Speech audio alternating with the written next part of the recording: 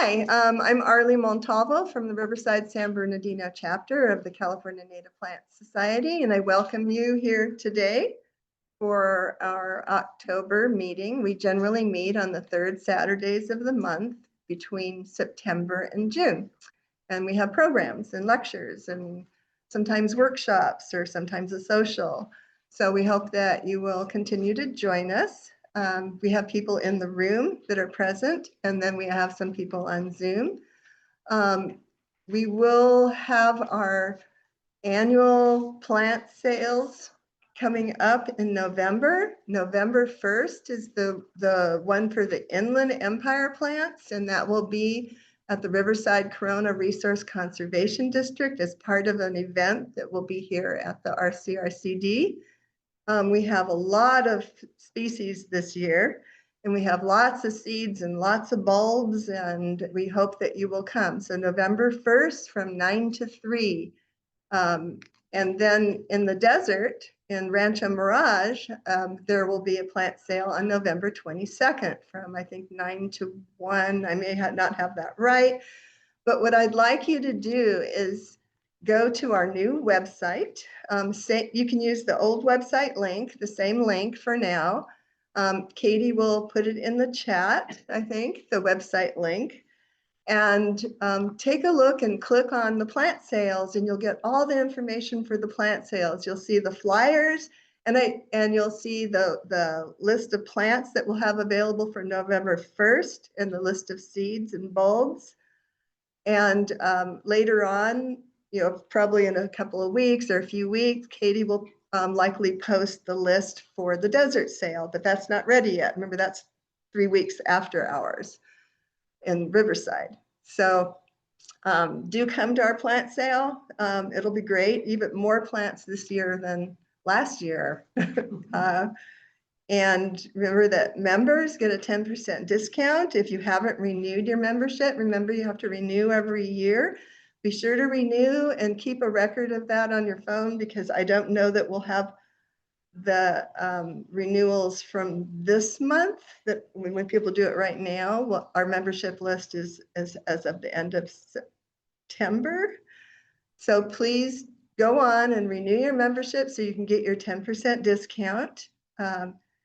If you happen to have your membership card in your wallet, that's great, but we'll have a list to check you off and sign you off if you're a member. Other things that we do have some exciting programs coming up. Next month is going to be a geology lecture by Nick Barth from UC Riverside, and it has to do with the diversity of our geological substrates and the biological diversity that arises from all that diversity on the ground in our geology. So that should be really amazing. He's an amazing photographer, so I expect there's to be some really cool photos. And then we have a social coming up in December, our annual social, where you can submit your slides from the past year, anything that you want to show, and we'll be getting that information out as well on the MailChimp, Facebook, and so on, Instagram, and on our website. And right now, I would just like to give a special thanks to Katie Barrows, who set up the new website with the help of another CMPS person from the North Coast chapter. Katie did a great job of starting to set up a very clear layout of our website. We'll be adding to it over time, but the most critical stuff is there right now. You can see what our upcoming events are. You get the information on the plant sales. And then as time goes by, we'll be adding more information to the website about our projects and so on. And so please do take a look. And really thank you, Katie.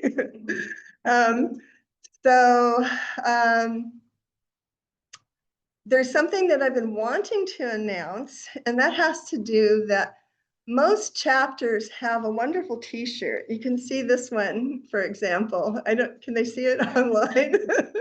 This is one that was designed for the San Gabriel Mountains chapter. I'd have to cover my face.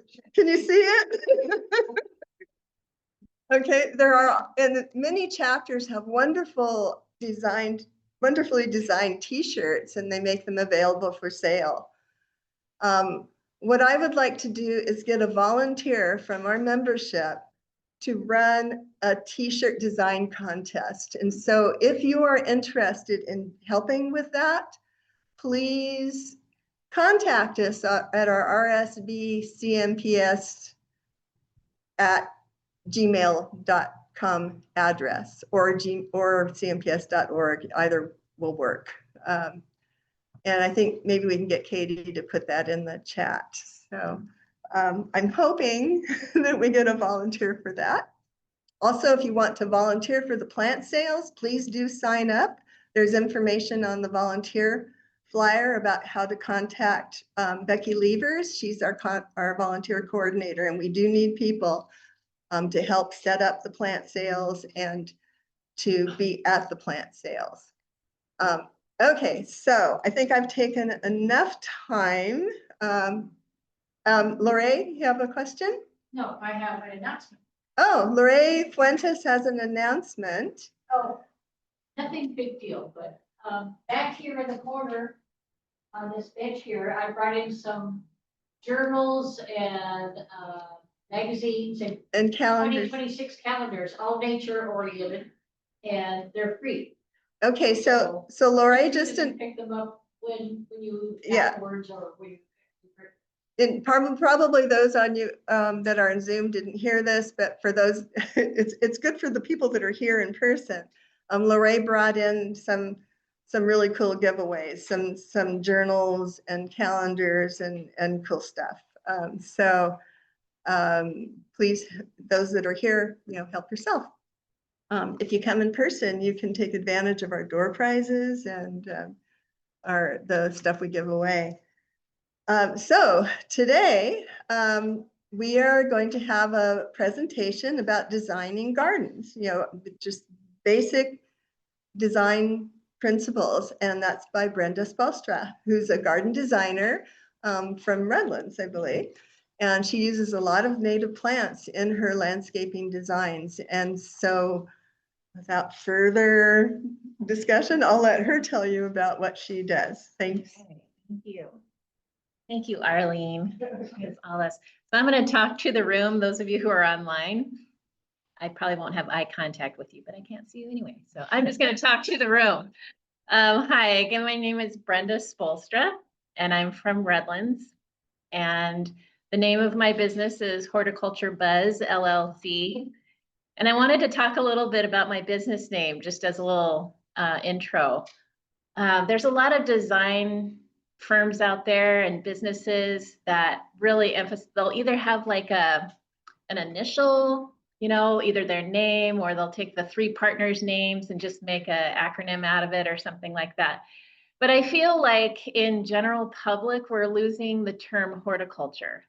Like whenever I say it to some of my customers, they're like, how do you spell that? So I just really think it's really important that we look at the cultivating of the plants. That's my primary focus.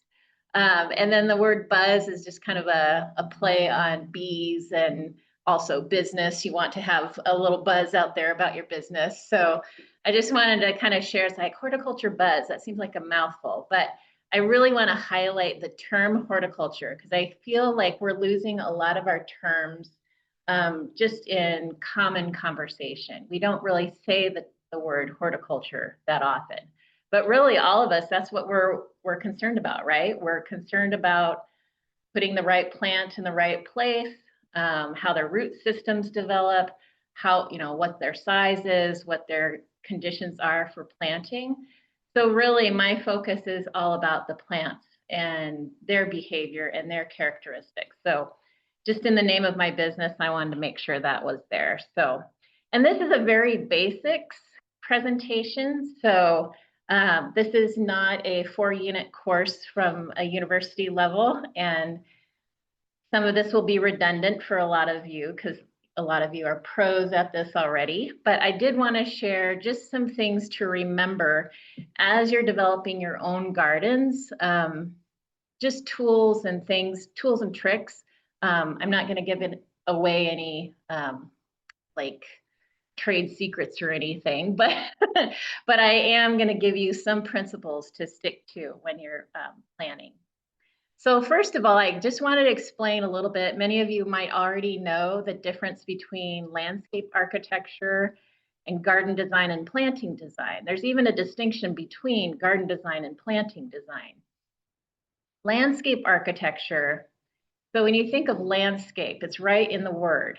You're scaping the land. They'll bring in civil engineering. They're looking at the overall, how can we change this this parcel? Like, we need to cut this slope a little bit. We need to put in some fill dirt over here to make that patio.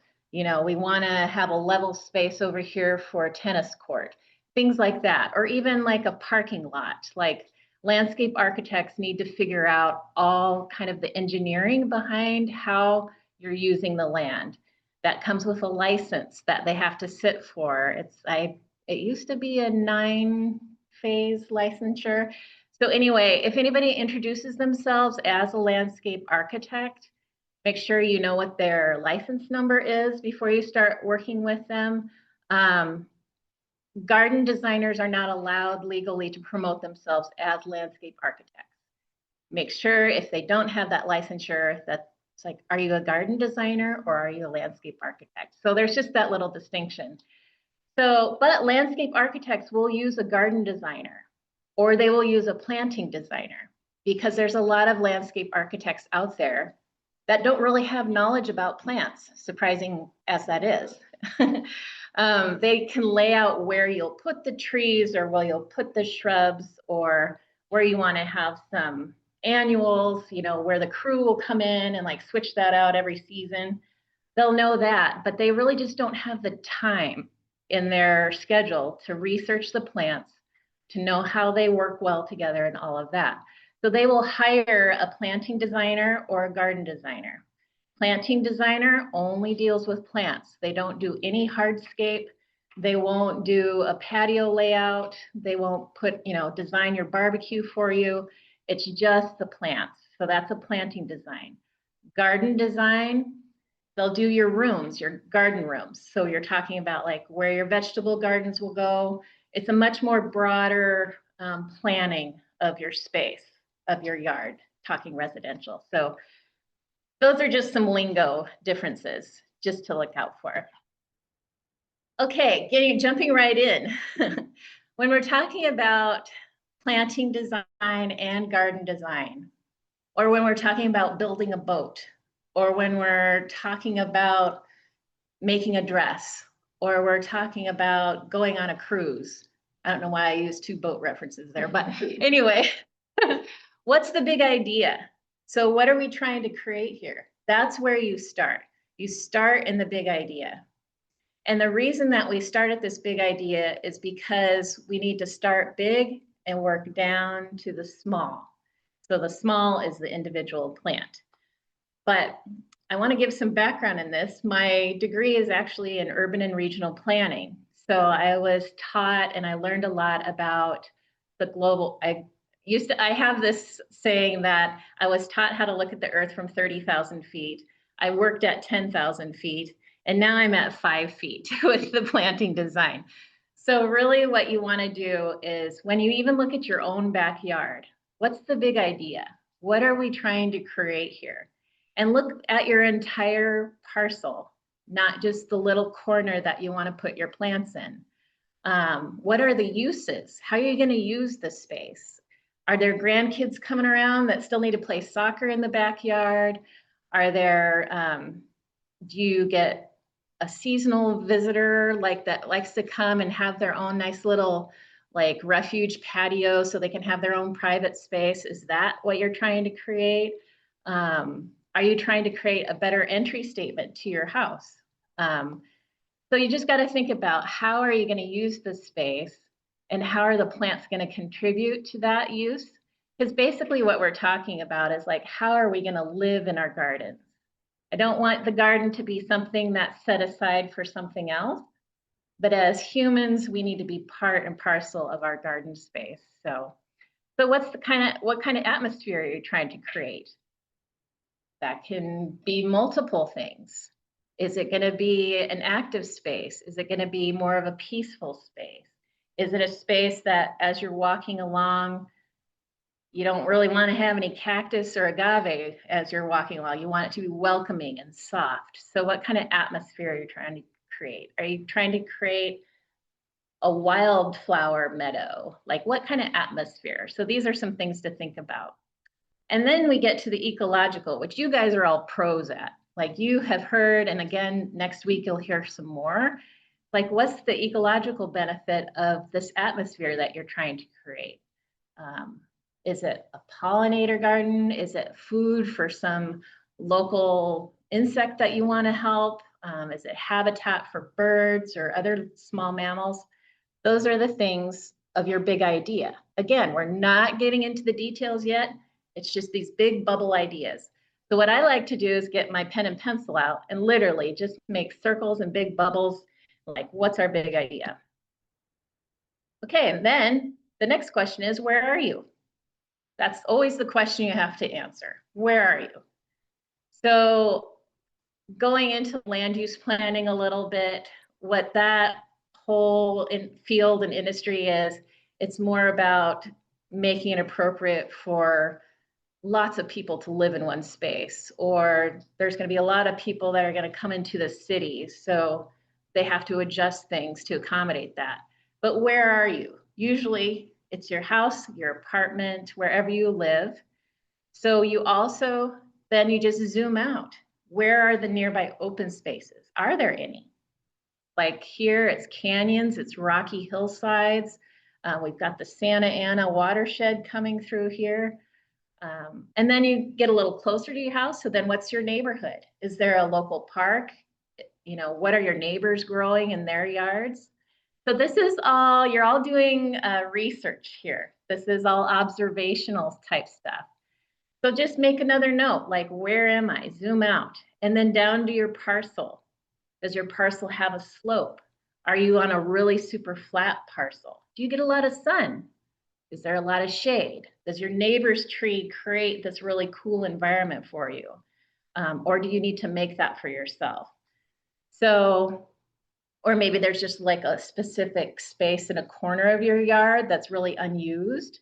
So then you look at the surrounding context. The context of that is what you need to consider. Because it's not really like this little island. It's always, as we know, everything's linked. You're not isolated to your parcel. Your parcel is part of your neighbors. It's part of your neighborhood. It's part of the global picture. So I like to give this reminder out to everybody. This is something to remember in your time, when you're splitting up your time, when you're considering a garden design project of your own. I would say put 80% of the time that you spend on this project into discovery and measuring and research. You really want to put a bulk of your time into that. And then it's, once you have all that information, the designing part of it is like 20% of your time because you have all this information and some of the, it's just like a puzzle that just kind of comes together and it like tells you what it wants to be. And then the plant procurement and installation is aside from that. But this is all about the design process, remember? So 80% of the time, you're doing a lot of observation. You're doing measuring, all that kind of stuff that I just mentioned. Okay, here's another little, brief little reminder I like to tell the homeowners is measure twice, plant once. We've all heard the measure twice, cut once, but it also applies to garden design. Every time I measure a property, I go out and I measure the existing conditions, the existing plants that they want to keep.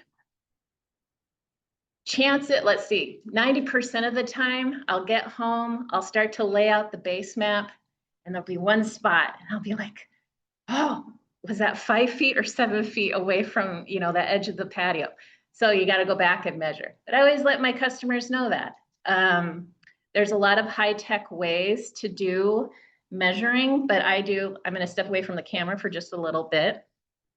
But there's very just basic tools. This is my handy. Can you guys see that one? This is my handy 100-foot tape measure. So this one I never go without. Yes, you can get a digital app on your phone that can upload into a lot of different softwares. You can do that. But I've heard that often those measurements, they're close, but they're not always exact. I mean, most of them are pretty good. If you have a nice flat parcel, they're very easy to use. But I feel like that nothing replaces your own physical, at least for me, it works for me, to get your own measuring tool like this and get out there. But measure twice, plant once. I say that because you can move plants, but it's not a good idea, as we all know. Like once we get that plant installed, I have more customers say, can we just move this tree or can we just move this shrub? I said, you can, but you know, survival rates, I don't know. It's going to be like the magic, you know, pixie dust that's like going to help that thing survive. But anyway,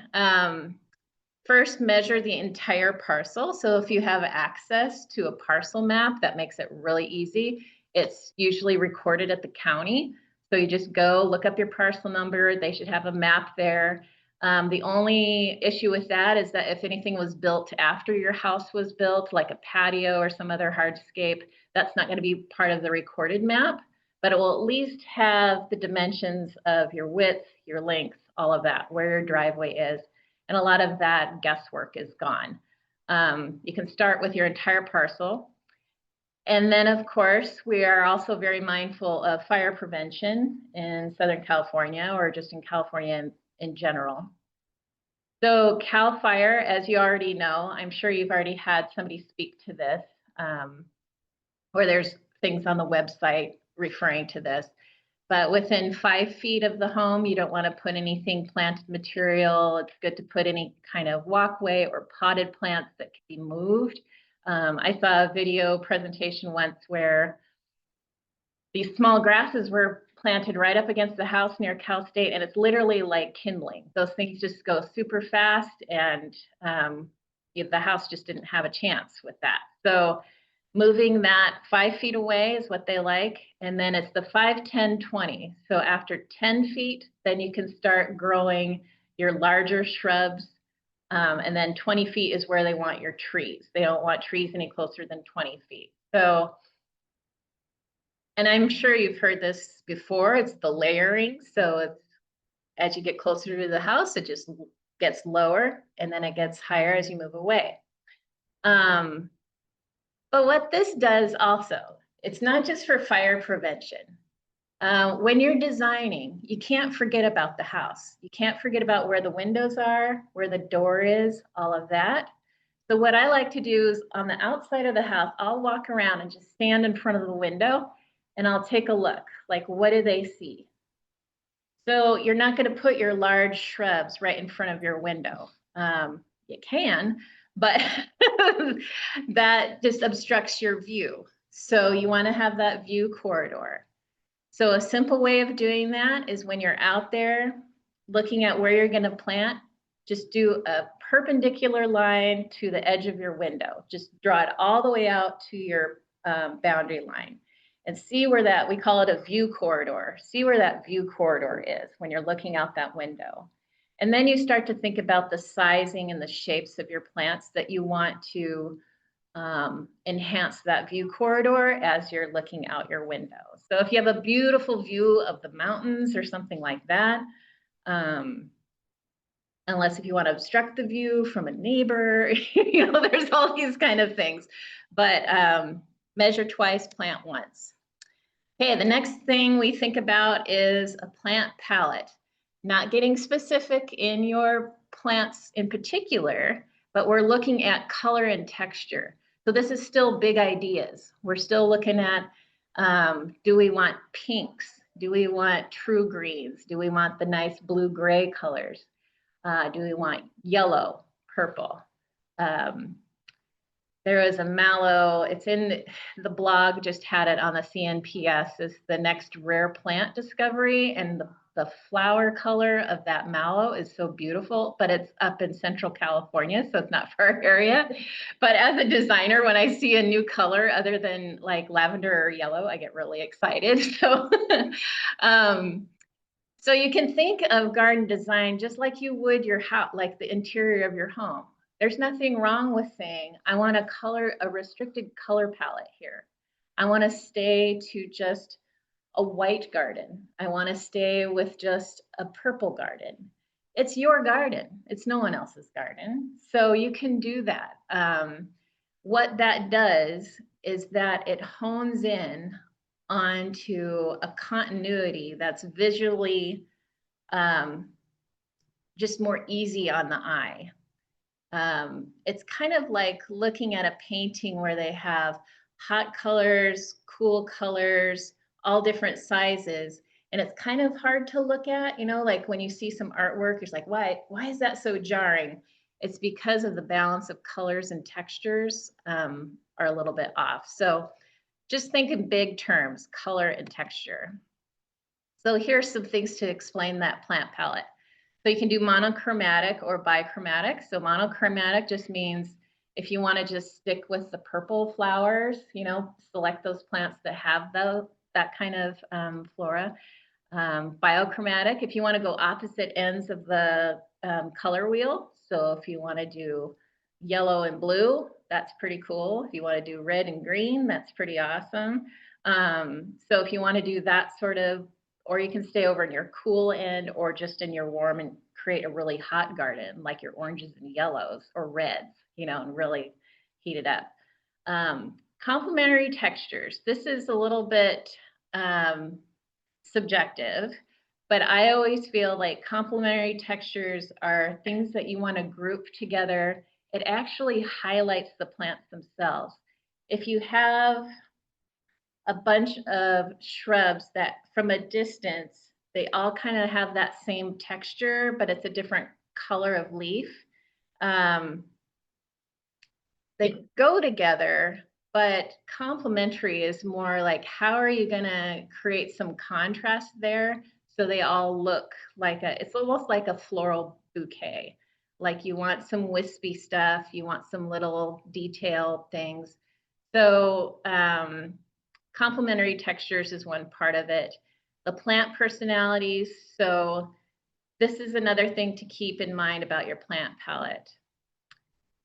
I put in here spikes versus rounds. So every plant has a form.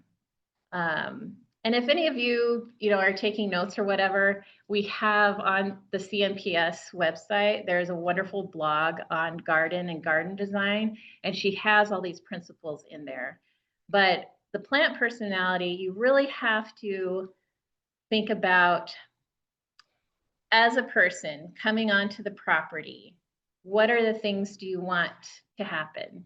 Do you want to have some surprise? Do you want this to be something where people go through quickly and you don't have to consider what plant material is there? It's just a direct path from one point to point B.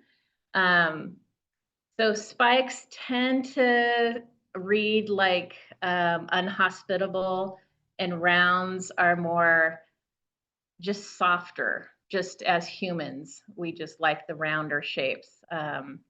And then that goes into plant forms.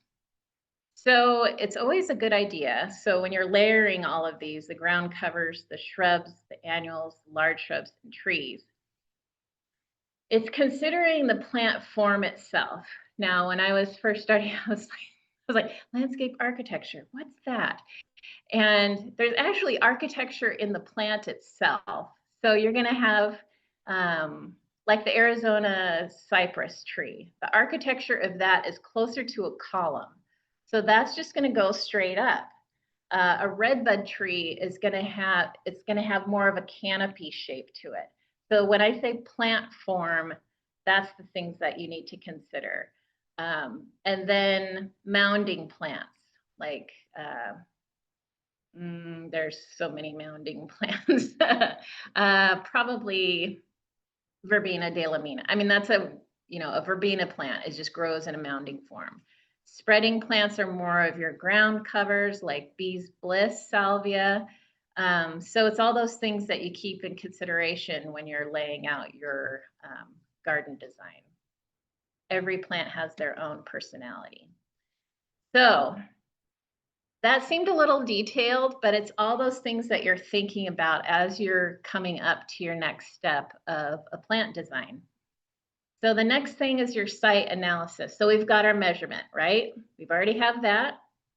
We've taken notes about like the area. We researched our views. We know what things look like from the windows and the doors and probably some access points.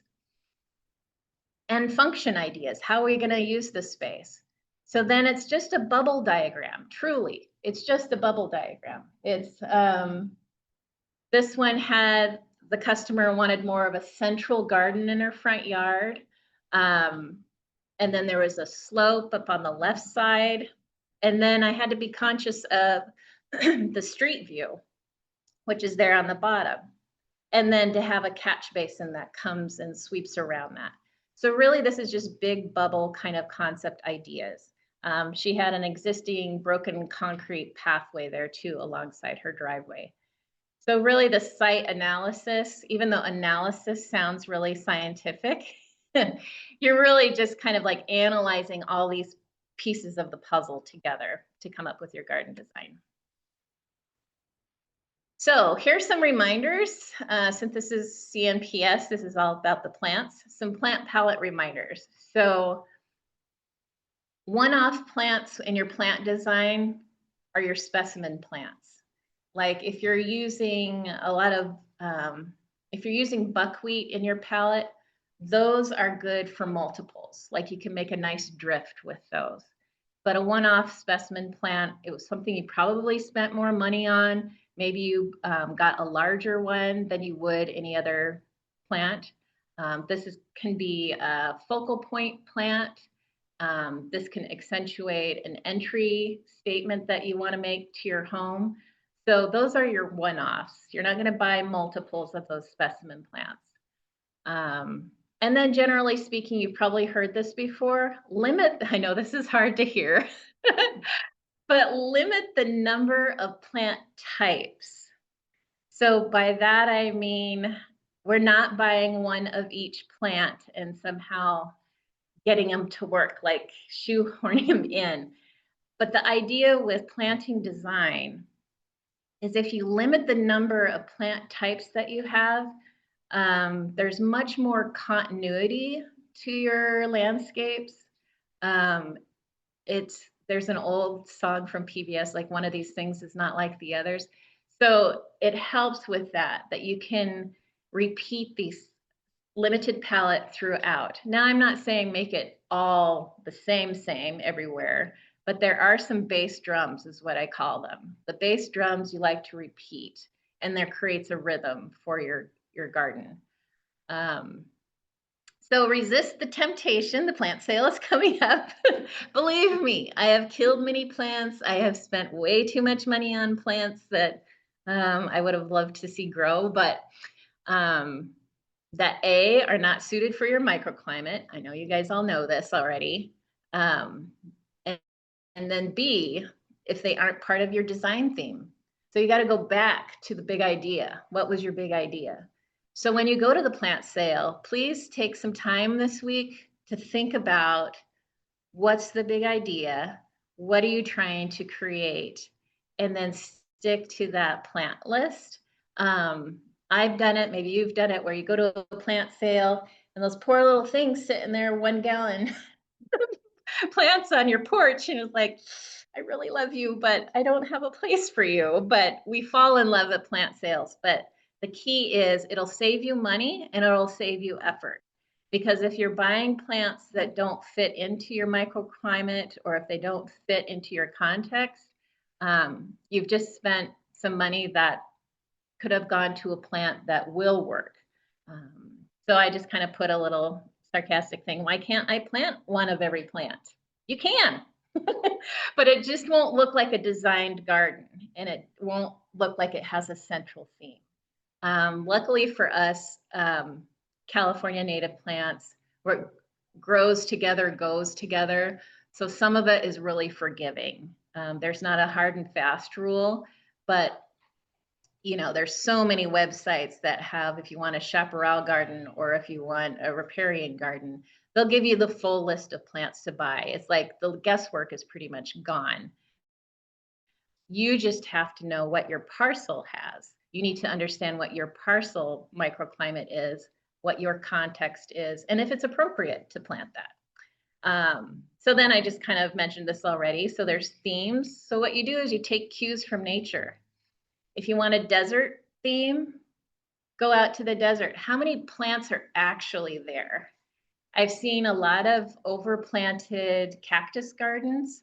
Yes, those are all desert plants, but to get the atmosphere of a design space, you're going to limit your number of plants for a desert garden. You're not going to put in as many plants because they are competing for the resources much more than a chaparral garden. But a chaparral garden, you look at them and you say, how many trees are actually out there? We don't really have a whole lot of trees in our chaparral. It's large shrubs, it's low shrubs. And even at that, it's a sparse planting. The temptation really is as a garden designer is like, let's pack this thing full of plants. But really you're trying to create that atmosphere of what is reflective of what our natural environment looks like. And then a woodland, if you want a woodland, let's be realistic. How many plants grow on a forest floor? Now you'll probably get a tree that will take 20 to 30 years to get to maturity size. So then you have some creative license to plant some things closer underneath that drip line. Then when it gets more mature, the plants will start to go off and you're like, what's happening? But it's all about the microbes and what's happening underneath. It's the stuff that we don't see. You know, it's that transmission of microbes between your woody plants and your herbaceous plants that's happening.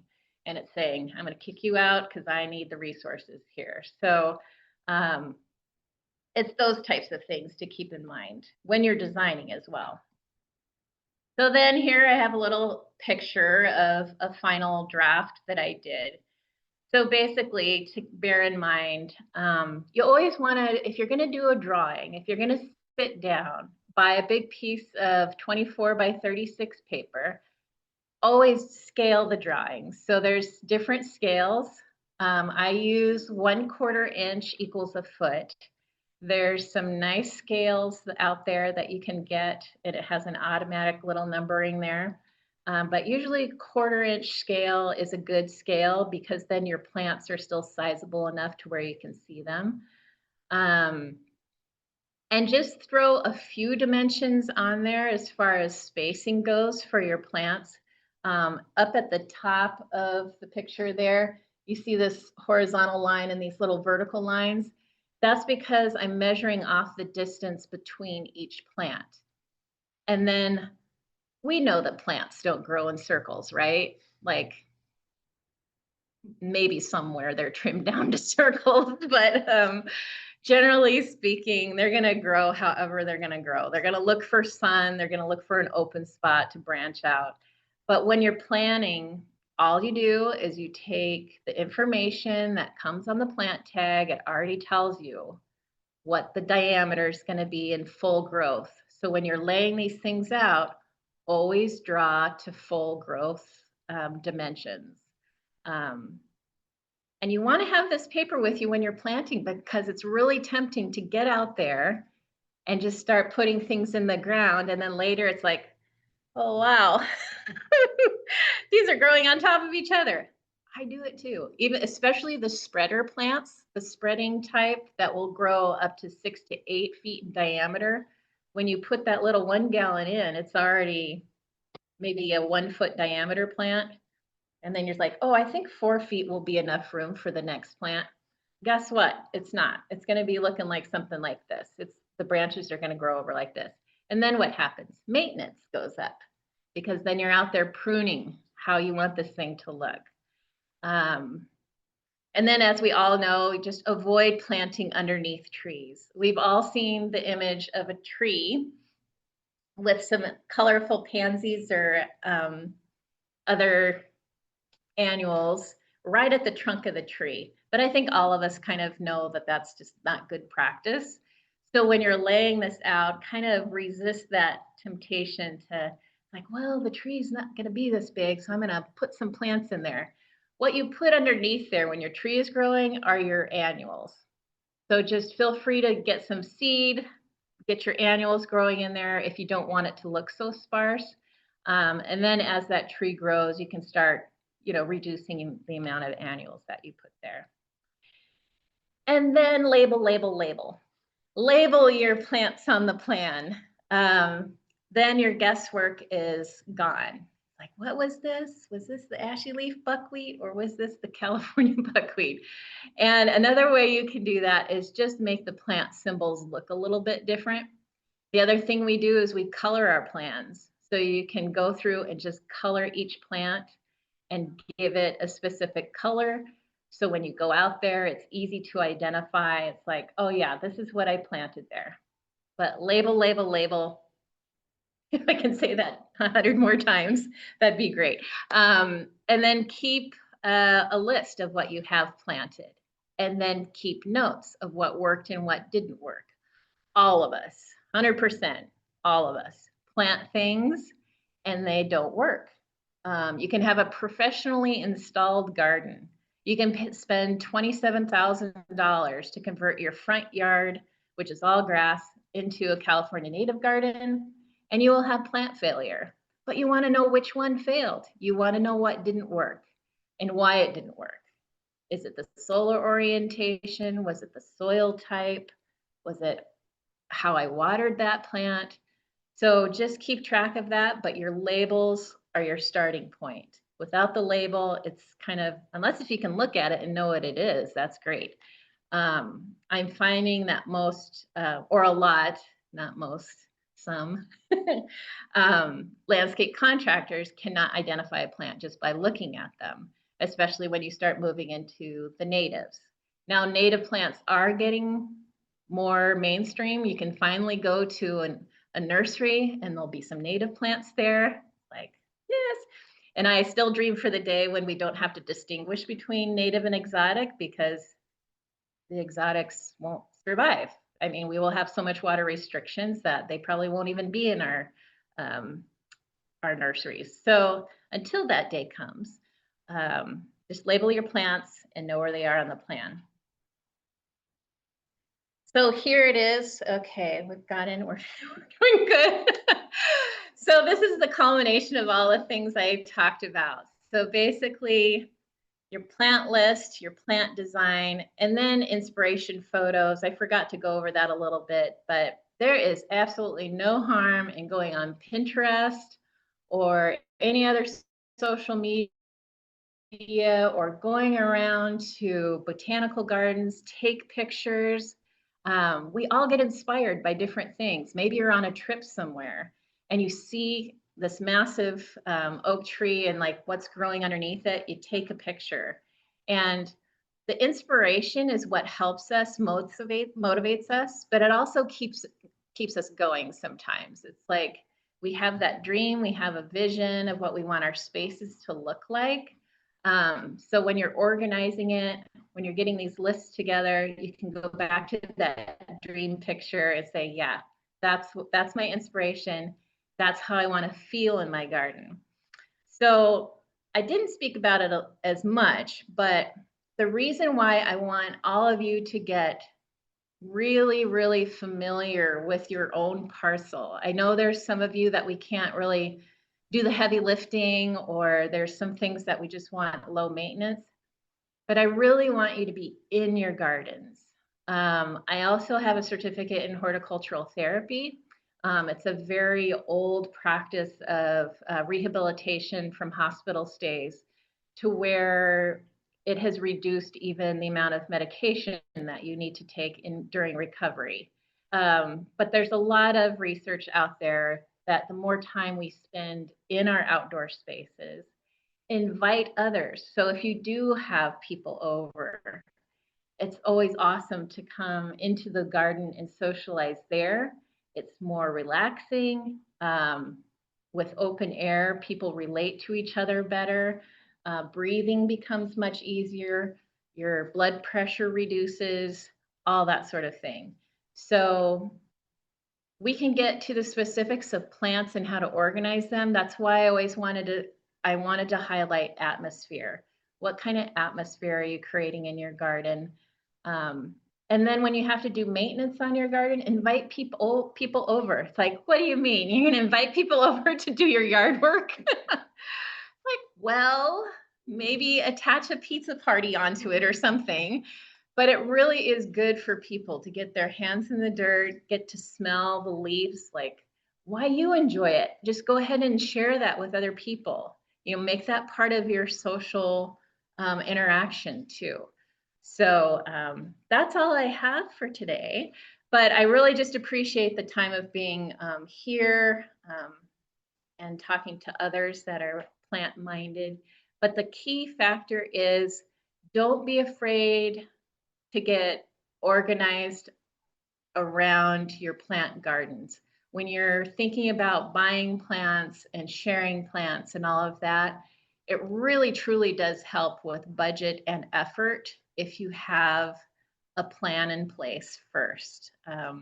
Few of us go put anywhere without a plan, so gardens should be no exception to that. So thank you for coming. Thank you for listening. It's planting season. So here we go, right? All right. Thank you very much.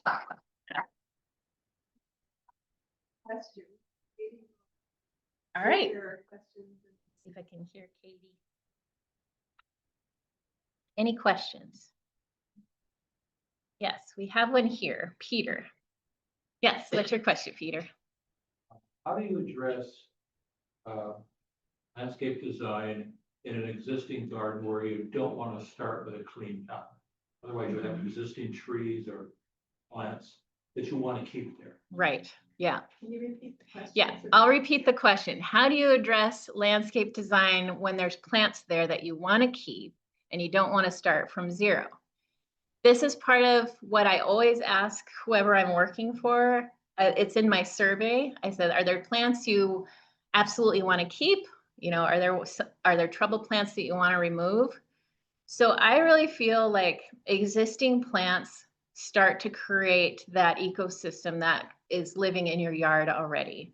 So I actually like to keep the older plants. I don't, especially if it's a mature plant. If it needs its own watering system, if it has some different requirements than what the rest of the palette, then that gets addressed through irrigation. But yeah, my philosophy is keep the plants you want to keep. I've come across people who have camellia plants from their 3 times great grandmother. And I'm not going to remove that plant. I mean, that plant was handed down through generations. So that's going to stay. I hope that answers your question. Yeah, don't remove everything because there's already the microbial conversation happening under the soil as well with that. Another question. I hope I can answer your questions, by the way.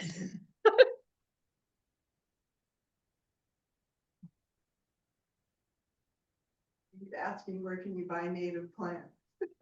Everywhere. No, no, Google. Where are you? Where are they? I don't. Yeah. I don't know. Them to come to the plant sale. Yeah. Somebody's asking where you can buy native plants. I don't know where you are. Are they in Redlands? Oh, okay. Hi, Redlands. You can either go, Cherry Valley Nursery has native plants. Parkview Nurseries have native plants in Riverside. You can go out to Claremont to Grow Native Nursery. You can take a drive all the way down to Tree of Life Nursery, but they're closing in December. Yep. I would say Google it, but yeah, most of our plants do come from LA County or San Diego County. The conservation district here Yeah. start a plant sale of locally sourced plants Nice. in November. So Okay, November. We're hearing November here for locally sourced plants. And the November 1st plant Yeah. So will the nursery be like continuous? Can people just come here anytime and purchase? Yes, 8 to 4 holiday. 8 to 4 every day except for holidays. Oh, wow. Yeah, mid-November. After, well, that's okay. That's like a blink of an eye. That'll be here. Okay, great. I didn't realize that. Fantastic. Another question. Yes. Sourcing plants or quarter plants from Point Mosa, and have them delivered to Parkview. Yes. Good point. Yes. Barbara said you can send your plant list to Moosa Creek, which is another one, and they will bring it to Parkview Nursery or Cherry Valley Nursery, and then you can pick up your order there and pay the nursery for that. Yeah, good point, Barbara. Any other questions? There, different one. They said, how do you prepare or remove existing grass lawn to prepare for native plants? That's a whole other presentation. Yeah. Okay. Yeah, the question was how to remove a lawn, and the CNPS website has a lot of information on that. That's a whole other lecture. Okay. YouTubes, all that kind of stuff are on there. So, and it depends on what you have. If you have cool season or warm season grass, just look for that in your information that you're researching. Optimum to leave some grass under 2 Is it optimum to leave some grass under 2 maple trees? Well, what are you trying to create? I'll go back to the atmosphere thing. If you want to create the atmosphere, if you want a little lawn, that's fine. I'm not so anti-lawn that you have to get rid of all of it. I'm just like, not wall-to-wall carpet. You can have little spaces if you need them for the particular use that you're looking for. There's some people that have mobility issues that have trouble walking on 2-inch gravel stone or slipping type of gravel. So having a lawn or a little piece where people can go out and sit, totally fine. It just has to do with your water requirement. Any other questions? There's a question, there's somebody that lives in the low desert. Mhm. They're getting a lot of shade in their yard. Okay. From some big ficus tree. Okay. And they want to know if there are desert plants that can be planted in the shade. Oh, Because very it's nice. essential to have shade in their yard. yes. And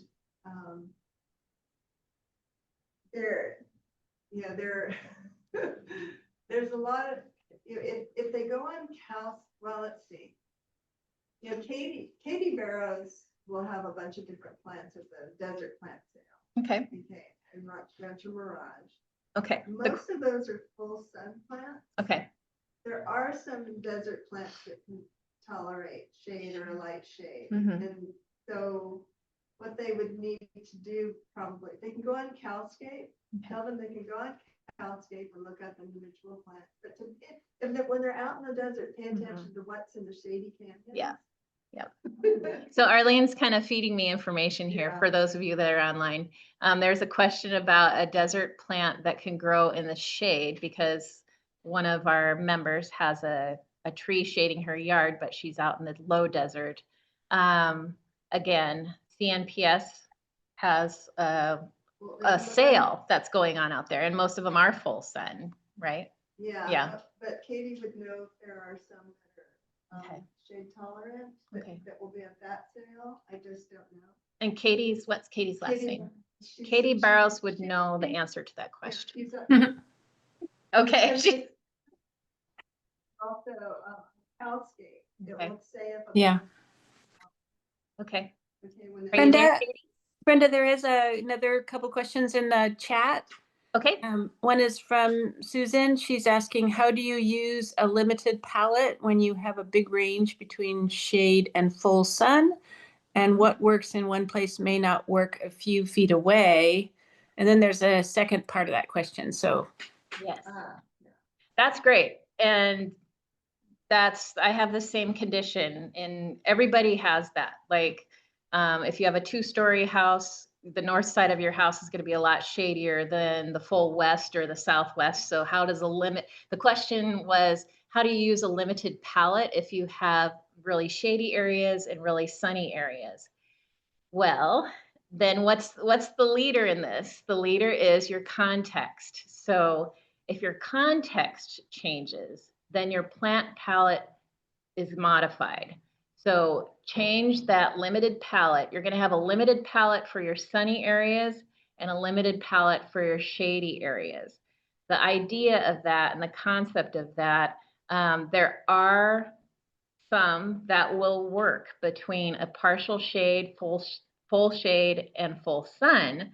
Those you can replant throughout and tie in all together. But yeah, you'll trade out some full sun plants for full shade plants, but it's keeping your zones very limited. You're not going to plant 10 different shady plants in one little space. So that's what I meant. But good clarifying question there. Actually, hope there's a second part of that question.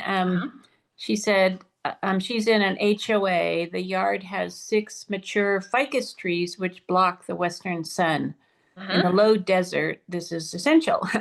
But in the summertime, the area under the ficus is deep shade, and she hasn't been able to find natives that will work in that environment. Yeah. Well, to answer the question, I would need to do a site visit. Would definitely be able to fairly answer that question. I would really need to go see the space and see what she's considering. Also, I would also need to know what the HOA requirements are there. There are some HOAs that are beginning to adopt natives, and yeah, I feel like for all of us, we all have to be advocates for our own spaces. So HOAs are kind of like the leader group and organization. I did one for an HOA. It wasn't low desert, but they did have an acceptable plant list to use. So if she goes to her HOA, maybe she's already done this or they've already done this, where they go and get their acceptable plant list from their HOA and just comb through it and see if she can find any natives in there.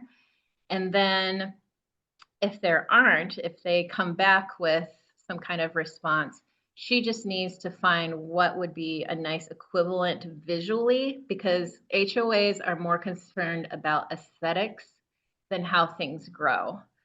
So aesthetically, if it's the same type of plant, there should be some accommodation there, especially in low desert where they are, water restrictions.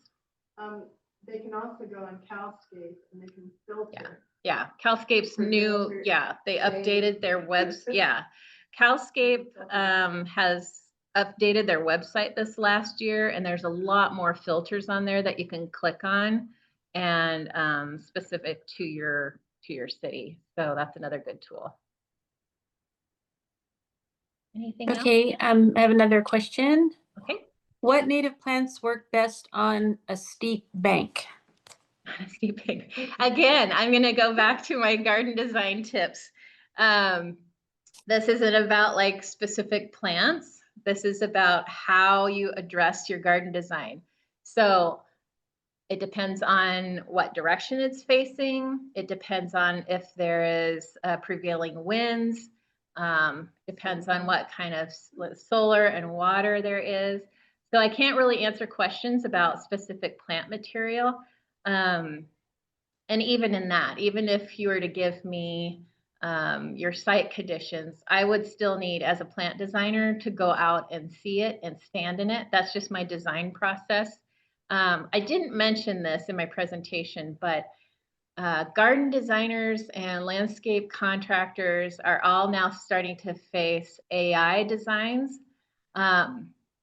And I'm not going to talk against them, but they aren't the final product. And some of them are at this point not giving you the right information as well.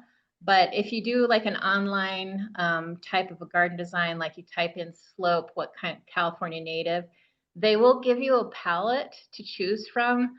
But I would always go back to your research organizations like CMPS, CalScape, all of those to really get the proper one for your yard.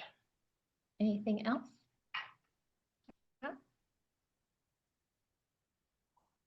There's one in the back. Yes. You mentioned planting around trees, so if you're gonna grow a tree, only put annuals underneath. I have some existing trees that I've kept. Yeah. Because it's hard to take down a tree. Yes. They're jacaranda trees. I don't really like them, but Mhm. they do provide some filtered shade. What is your experience growing things around jacaranda? I don't know that I. Chaparral. Yeah. Coastal sage. Okay. Does it work in your experience? I haven't come across that condition yet, to be honest. But what are you finding? Oh, sure. Sorry, what was the question? It was how to plant. It was the success or lack thereof of integrating jacaranda trees and coastal sage and chaparral underneath them. Okay, jacaranda trees and planting. Yes. Yes, they do. Beautiful purple. And they drop. The only kind of, okay, Orchid has an answer to this question.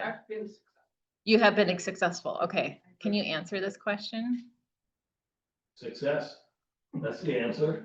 I took out one. I got 3 left, and I'm wondering whether to keep them or Yeah. grow or. Yeah. I just want I want someone to predict the future for me. Yeah. Go ahead. I'd like to answer that again. So birds are looking for your tree. There are trees that are bad actors, like Siberian elm or tree of heaven, that we really want to make a plant to remove. But trees that are not bad actors, we generally want to keep because it's not going to get cooler. Right. This may be as cool as it ever is. Mm-hmm. Yeah. Yeah, that's why I kept them. Cecilia distans, Cecilia ramosystema. I grow my basket rush through jacaranda. We're having a discussion here about under jacaranda tree. Okay, thank you. Yeah. I did do one design that had a jacaranda tree in the center, and it seemed like mallows do well. Mallows and some grasses, the bigger grasses. I don't know if you want to be able to walk underneath these trees or what It's kind of. slow. They're on a steep slope. Okay, interesting. Right. My favorite plant for slope. I know I just kind of eschewed the other answer, but my favorite one now is the Canyon Gray Artemisia. That's my favorite plant for slope. I just love that one. So, and that one has these long tentacles, so it will just, yeah, it does great. All right. I think we're coming to a close here. How do we normally wrap up your meeting here? Okay, Yep. Arlene's going to wrap it up for us. Whoopsie daisy. Oh, and a lot of people have said great. Oh, Great, thank you. thank you. Thank you. So, All right. So I think we can go ahead and close the Zoom meeting now.